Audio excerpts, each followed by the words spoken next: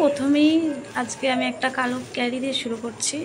আজকে বরমশাই নিয়ে এসছে, বরমশাই ঠিকঠাক আনেনি, এখানে গ্রামে এটা কেটেছিল তো সেখান থেকে পাঠিয়েছিল, নিয়ে এসছে। এটা একটু রেয়াজি খাসির মাংস। তো মাংসটা বাড়িতে দিয়ে গেছে, মটনটা তার তো এখানে 750 গ্রাম আছে, কিন্তু দেখতে পাচ্ছ মাংসটা কেমন পরিমাণে খারাপ দিয়েছে। আমি খালি তুলে তুলে দেখছি আর জাস্ট বিরক্ত বোধ হচ্ছে। আর এদিকে বাইরে তো প্রচুর পরিমাণে বৃষ্টি হচ্ছে, বৃষ্টির শেয়ার বলতে অসময়ে বৃষ্টি। তো মাংসটা খুবই খারাপ দিয়েছে, একটু মনটা খারাপ হয়েছিল। তো কোনো ব্যাপার নয়, রান্না তো করতেই হবে। তো সেই জন্য আমি একটু বড় বড় করে আলু কেটে নিয়েছি। লবণ দিয়ে আমি হলুদ দিয়ে দিই, কারণ তেলটা পুড়ে যাবে হলুদ দিলে। তো আলুটা বেশ লাল লাল করে এপিট ওপিট ভেজে নেব। বৃষ্টি হচ্ছে, ইচ্ছা ছিল খিচুড়ি করার, কিন্তু উপায় নেই। বর বলেছে পাতলা করে মাটনের ঝোল খাবে। আর এইদিকে একটা মশলা পেস্ট করে নেবো, আদা রসুন আর পেঁয়াজ, এগুলো সব মিক্স করে নেবো। আর 2টো শুকনো লঙ্কা আর পরিমাণ মতো জিরে। বুঝতে পারছো কেমন তোমার বৃষ্টি হচ্ছে। তো এইদিকে এগুলো করতে করতে আমার আলু মোটামুটি কষা হয়ে গেছে। আমি কিন্তু মুরগির মাংস বা খাসির মাংস যাই হোক, আমি কিন্তু আলু এরকমভাবে কষে রান্না করি, তাতে ভালো লাগে। তো তারপরে পরিমাণ মতো পেঁয়াজ দিয়েছি। তো পেঁয়াজটা একটু ভাজার জন্য একটু লবণ দেব, লবণ দিয়ে আমি ভালো করে লাল লাল করে ভেজে নেব। তো অল ফ্রেন্ডকে বলছি সবাই কেমন আছেন, আশা করছি সবাই ভালো আছেন, আমিও খুব ভালো আছি। তো দেখতেই পাচ্ছ আমি পেস্টটা দিয়ে দিচ্ছি, পেস্টটা করে রেখেছিলাম পেস্টটা। আর আমি এখানে মাটনটা আমি কুকারে রান্না করব না, কারণ আমি কুকারটা খুলে দেখছি কুকারটা একটু সমস্যা হয়েছে। তো এর জন্য আমি 5 লিটার কুকার আর বের করতে পারছি না।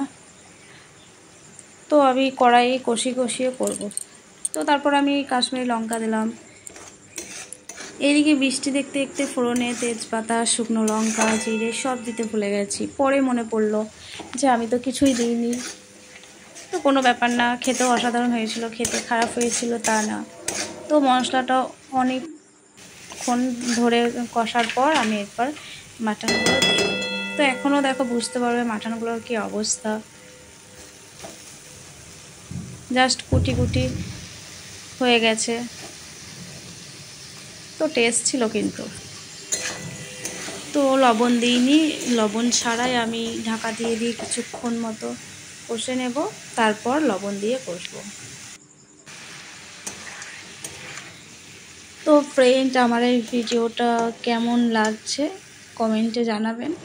আর এই ভিডিওটা আপনারা কে কোথা থেকে দেখছেন সেটাও কমেন্টে জানাবেন। ভালো লাগলে সাপোর্ট করে পাশে থাকবেন, সাবস্ক্রাইব করে দেবেন, পাশে থাকা বেল আইকনটা প্রেস করে দেবেন, যাতে আমি ভিডিও পোস্ট করার সাথে সাথে আপনার কাছে পৌঁছে যায়। তো দেখতে পারলে আমি 5-7 মিনিট ধরে কষানোর পর আমি লবণ দিয়েছি। এখনও আমি জাস্ট অনেকক্ষণ ধরে কষাবো। দেখছো কেমন তেল ছেড়ে এসছে। এখন কিন্তু দেখতে লোভনীয় অনেকটা হয়েছে। তো তারপর আমি অনেকক্ষণ ধরে জাস্ট কষে নেবো, 20 মিনিট ধরে কষে নেব ঢাকা দিয়ে দিয়ে, কারণ কুকার ব্যবহার করব না, তাই কড়াতেই সেদ্ধ করব। আমাকে একটা দিদিভাই বলছে তুমি লাইফে আসো না। আমি লাইফে আসি কোনো কিছু, কোথাও যদি যাই ওকেশনে, তখন আমি লাইফে আসি। জন্মাষ্টমীর দিন লাইফে এসেছিলাম লাস্ট, আর মনে পড়ছে না।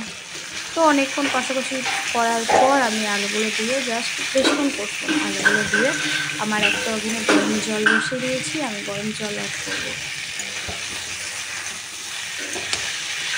আমার এখানে কিন্তু মাটন হাফ সেদ্ধ হয়ে গেছে। তো আমি এখানে গরম জল দেওয়ার সঙ্গে সঙ্গে দেখো ফুটে উঠছে, কারণ জলটা অনেকটা পরিমাণে গরম করে নিয়েছিলাম। তো এই ভিডিওটা কেমন হয়েছে কমেন্টে জানাবেন, আর যদি ভালো লাগে তাহলে সাবস্ক্রাইব করে দেবেন। টাটা।